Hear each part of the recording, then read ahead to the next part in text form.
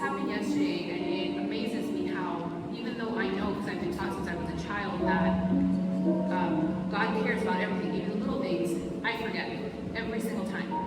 And yesterday, we've had a lot of things happening this past week, but yesterday, for this week, our dryer broke. We needed to wash clothes.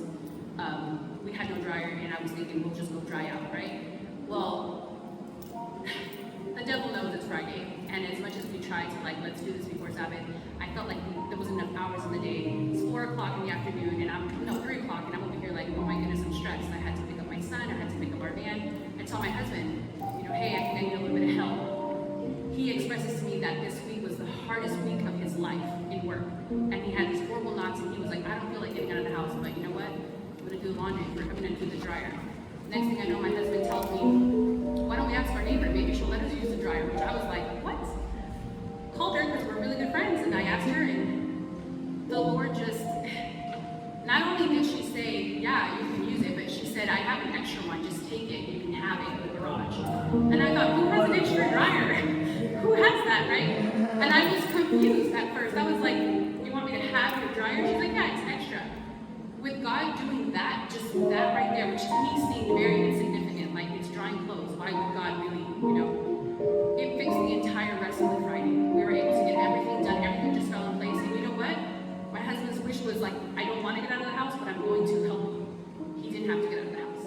And that was the most amazing thing. Like, God cares about every little detail of our life. Amen. Matthew 6:31 says, therefore, take no thought, saying, what shall we eat, or what shall we drink, or with whom shall we be clothed? And I think that is so true, because if God literally makes sure that He tells us, take therefore no thought for the morrow, for the morrow shall take thought for the things of itself. Sufficient unto the day is the evil thereof. If He takes care of the sparrows, how much more will He even take care of us?